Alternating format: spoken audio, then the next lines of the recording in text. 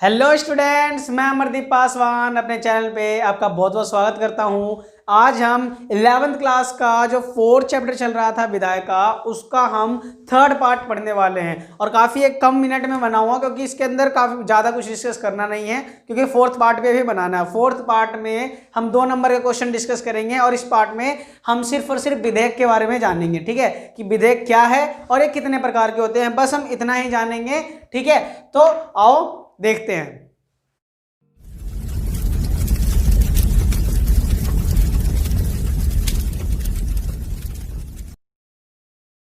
देखो, तो जो विधेयक है वो 3 प्रकार के होते हैं। कितने प्रकार के? 3 प्रकार के। कौन कौन से? ये देखो, सबसे पहला है वित्त विधेयक।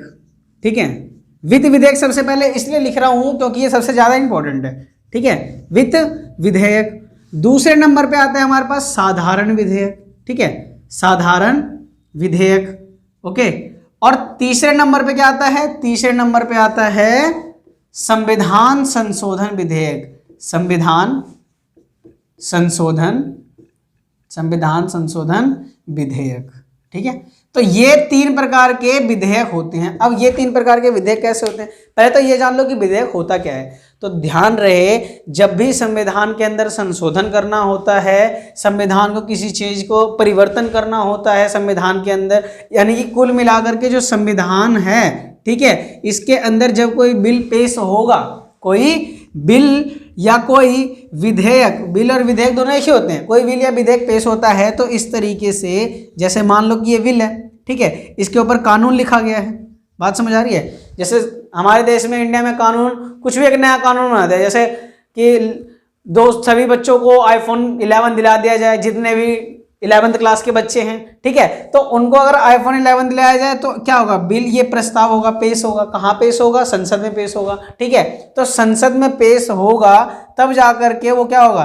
पास होकर के फिर राष्ट्रपति जी, कौन? राष्ट्रपति जी हैं, उन्होंने हस्ताक्षर किया और हस्ताक्षर करने के बाद क्या बनता है? वो कानून बनता है। ठीक है, तो यहाँ पे बिल या विधेयक का मतलब पता चल गया। तो 3 प्रकार के विधेयक कौन है? विधेयक, साधारण विधेयक और संविधान संशोधन विधेयक। वित्त विधेयक वो विधेयक होते हैं जो कि पैसों से रिलेटेड हो। किससे रिलेटेड हो? पैसों से। यानी कि जब भी हमें पैसा निकालने की बात हो या फिर किसी राज्य को पैसा प्रोवाइड कराने की बात हो संचित कोष से निकाल करके, तब जाकर के वो वित्त विधेयक होगा। और आपको जैसे कि मैंने पिछले पार्ट में बताया था कि ये सबसे पहले लोकसभा में पेश होगा, राज्यसभा में पेश नहीं होगा, और राज्यसभा केवल 14 दिनों तक अपने पास रखता है। ध्यान रखना इस बात का। अगर आपने नहीं देखा, डिस्क्रिप्शन में लिंक है भाई, जाकर के आप जरूर देखो। ठीक है, दूसरा है साधारण विधेयक। साधारण विधेयक मीन्स ये लोकसभा और राज्यसभा इन दोनों में ही पेश पहले हो सकता है, किसी में भी पेश हो जाएगा, कोई दिक्कत नहीं है। ये है साधारण विधेयक। ठीक है, इसे साधारण विधेयक कहते हैं और इसमें आसानी से चेंज हो जा सकता है। ठीक है, आसानी से चेंज हो जाता है। उसके बाद है संविधान संशोधन विधेयक, यानी कि ऐसा विधेयक जिसके अंदर संविधान में कानून बना हुआ है उसको चेंज करना हो। ठीक है, संविधान में कोई कानून बना हुआ है, जैसे हमारे संविधान के अंदर आर्टिकल 14 में है समानता का अधिकार, अगर उसके अंदर कोई चेंज करना हो, कोई बदलाव लाना हो, तब जाकर के क्या बोलेंगे? उसको हम संविधान संशोधन विधेयक बोलेंगे। क्लियर है?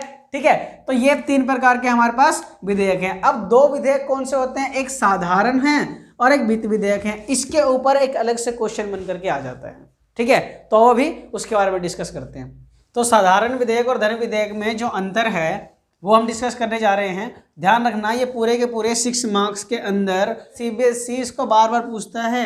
CBSE जो है वो बार बार इनसे पूछा जाता है कि भाई धन विधेयक और साधारण विधेयक में अंतर बताओ, तो वही अंतर हम पढ़ रहे हैं। ठीक है, तो आओ देखते हैं। तो साधारण विधेयक जो है ये किसी भी सदन में पहले पेश हो सकता है, किसी भी सदन में पेश पहले हो सकता है, पहले हो सकता है। ध्यान रखना, यानी कि लोकसभा और राज्यसभा, ये संसद है। ठीक है, संसद के अंदर 2 सदन है, कौन कौन से? एक है लोकसभा और दूसरा है राज्यसभा। लोकसभा, और मैं LS लिख रहा हूं, समझ लेना, क्योंकि पहले के पार्ट में मैंने बताया हुआ है। ठीक है, लोकसभा और राज्यसभा। ठीक है, ध्यान रखना। तो यहाँ पे पहले पेश हो सकता है, लेकिन धन विधेयक है उसमें लोकसभा, यानी कि लोकसभा में ही पहले पेश हो सकता है, केवल लोकसभा में। ध्यान रखना, केवल लोकसभा में ही पहले पेश हो सकता है, राज्यसभा में पहले पेश नहीं होगा। कौन? धन विधेयक। ठीक है, आगे, संसद का कोई भी सदस्य पेश कर सकता है। क्या पेश कर सकता है? तो साधारण विधेयक पेश कर सकता है। संसद में जो लोकसभा है चाहे राज्यसभा है, इन दोनों में से कोई भी सदस्य साधारण विधेयक को संसद में पेश कर सकता है। ठीक है, तो अब जो है धन विधेयक, तो धन विधेयक को केवल और केवल लोकसभा के मंत्री ही पेश करेंगे। अगर राज्यसभा बोलेगा ना मैंने धन विधेयक पेश कर रहा हूं, तो उसको चांटा मार दिया जाएगा लोकसभा की तरफ, मतलब मना कर दिया जाएगा, कानून ऐसा नहीं बना हुआ है। ठीक है, तो जो लोकसभा है, लोकसभा के मंत्री द्वारा ही केवल पेश किया जाता है। ठीक है, आगे तीसरा पॉइंट है हमारे पास कि राज्यसभा 6 महीने तक इसे अपने पास रख सकता है। अपने पास रख सकता है। किसे अपने पास रख सकता है? तो वही साधारण विधेयक को। साधारण विधेयक अगर पेश होता है सबसे पहले लोकसभा में, और लोकसभा से पास होकर के जाता है राज्यसभा में।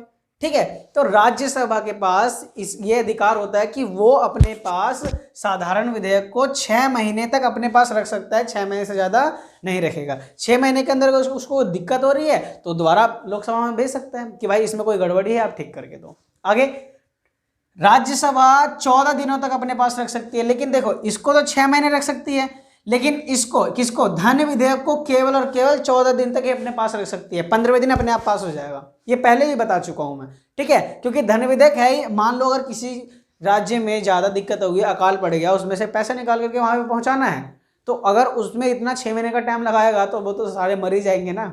6 महीने तक थोड़ी ना भूखा रह जाएगा।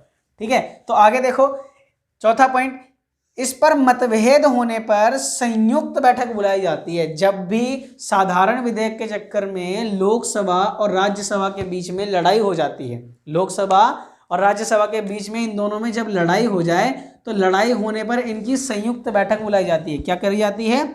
संयुक्त बैठक बुलाई जाती है। और बुलाता कौन है? बुलाते हैं हमारे राष्ट्रपति जी। ठीक है, राष्ट्रपति संयुक्त बैठक बुलाते हैं और इन दोनों की लड़ाई सुलझाते हैं। लेकिन इसमें विवाद होने की कोई गुंजाइश नहीं है, कोई भी गुंजाइश नहीं है। क्यों नहीं है? अगले लास्ट पॉइंट में देख लेना क्यों नहीं है, अभी पता चल जाएगा। इसमें गुंजाइश है ही नहीं। अभी देखो नेक्स्ट पॉइंट, तो राष्ट्रपति द्वारा पुनः विचार करने के लिए, पुनः विचार मतलब दोबारा से उस पर विचार विमर्श करने के लिए संसद में, कहां पर? संसद में वापस भेज सकता है। यानी कि राष्ट्रपति जो है साधारण विधेयक को संसद में दोबारा भेज सकता है सिग्नेचर करने से पहले। जैसे अगर लोकसभा और राज्यसभा दोनों ने पास कर दिया, ठीक है, उसके बाद राष्ट्रपति के पास चले गया, राष्ट्रपति के पास चले गए ये बिल या विधेयक, और इसने कहा कि भाई ऐसा है, ये जो कानून है मेरे को थोड़ा गड़बड़ लग रहा है, दोबारा से चेक करके दो, तो वो पुनः विचार करने के लिए वापस भेज सकता है। किसको? धन विधेयक, सॉरी इसको क्या नाम है इसका, साधारण विधेयक को। ठीक है, तो अब जो धन विधेयक है उसको नहीं भेज सकता, इतनी पावर नहीं उसको भेजेगा। क्यों नहीं भेजेगा वो देखो, तो पुनः विचार के लिए नहीं भेजेगा। इन दोनों पॉइंट का वजह है ये। ठीक है, अभी देखना, तो इसके अंदर लास्ट पॉइंट क्या है कि पेश करने से पहले राष्ट्रपति की अनुमति नहीं ली जाती, नहीं ली जाती, ध्यान रखना। यानी कि पेश करने से पहले राष्ट्रपति की अनुमति लेने की कोई जरूरत नहीं है। समझ आ गई बात? क्यों नहीं है? क्योंकि ये साधारण विधेयक है, नॉर्मल तरीके से चेंज किया जा सकता है, लोकसभा और राज्यसभा द्वारा चेंज किया जा सकता है, बस राष्ट्रपति का सिग्नेचर ही तो चाहिए।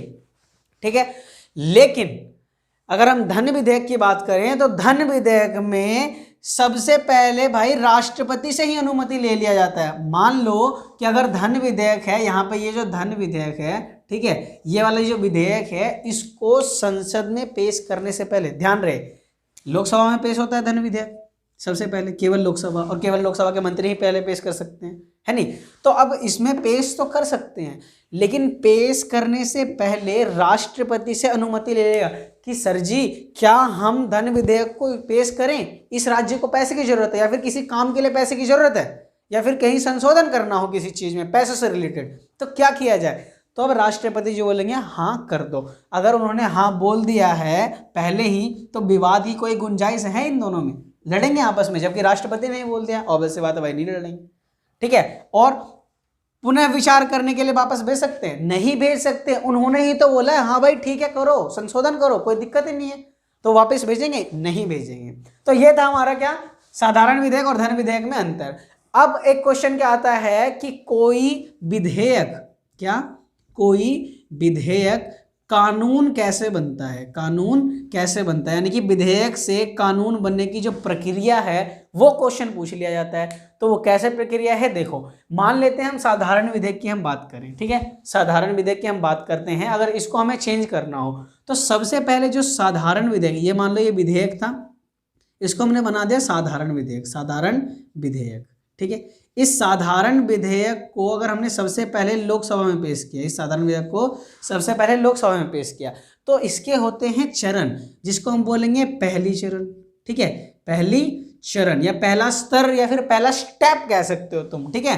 तो पहली चरण, उसके बाद दूसरी चरण, ठीक है, दूसरी चरण, बात समझ आ रही है। अभी देखना ये क्या होगा, ठीक है। दूसरी चरण, तो पहली चरण में जो साधारण विधेयक पेश हुआ है उस ऊपर कानून के ऊपर बहुत तगड़ी बात और विचार होगी भाई, और तब जाकर के उसके 1/3 या फिर उससे ज़्यादा सदस्य पास करते हैं, तब वो दूसरे चरण में जाएगा। और दूसरे चरण में जाने के बाद जब इनके सदस्य आधे से अधिक या फिर 1/3 सदस्य पास कर देते हैं, तब जाकर के इसका तैयार होता है रिपोर्ट। क्या तैयार होता है, रिपोर्ट तैयार होता है कि हाँ भाई ये ऐसा कानून बनना चाहिए या तो फिर इस कानून में ऐसे चेंज होना चाहिए, ठीक है, ये था। तो रिपोर्ट तैयार होने के बाद जाता है तीसरे चरण में, किसमें जाता है, तीसरे चरण में। और जब तीसरा चरण पास कर देता है तब जाकर के लोकसभा से पास हो जाता है, और उसके बाद कहाँ जाएगा, उसके बाद जाएगा राज्यसभा में। फिर राज्यसभा में सेम पहला चरण, दूसरा चरण और तीसरा चरण, रिपोर्ट तैयार होकर के, और जब दोनों सदन इस तरीके से पास कर देंगे तब जाएगा किसके पास, राष्ट्रपति के पास। और तब जाकर के फिर राष्ट्रपति क्या करेंगे, सिग्नेचर करेंगे, और सिग्नेचर करने के बाद वो जो विधेयक होगा वो क्या होगा, पब्लिश होगा, कार्यपालिका के द्वारा लागू कर दिया जाएगा, फिर वो बन जाएगा कानून, ठीक है। ध्यान रखना, अगर तुम बोलोगे मान लो कि राज्यसभा में हमने पहले पेश कर दिया, तो सेम प्रोसेस, पहला चरण, द्वितीय चरण, दूसरा चरण, उसके बाद रिपोर्ट तैयार होगी, रिपोर्ट तैयार होने के बाद तीसरा चरण, और तीसरे चरण के बाद फिर लोकसभा में। क्लियर है। तो ये था विधेयक से कोई कानून बनने की प्रक्रिया। यहाँ पे हमारा जो वीडियो पार्ट है वो कंप्लीट होता है। नेक्स्ट वीडियो पार्ट में हम 2 मार्क्स से क्वेश्चन सारे डिस्कस करेंगे इस चैप्टर से। तो टेक केयर, बाय।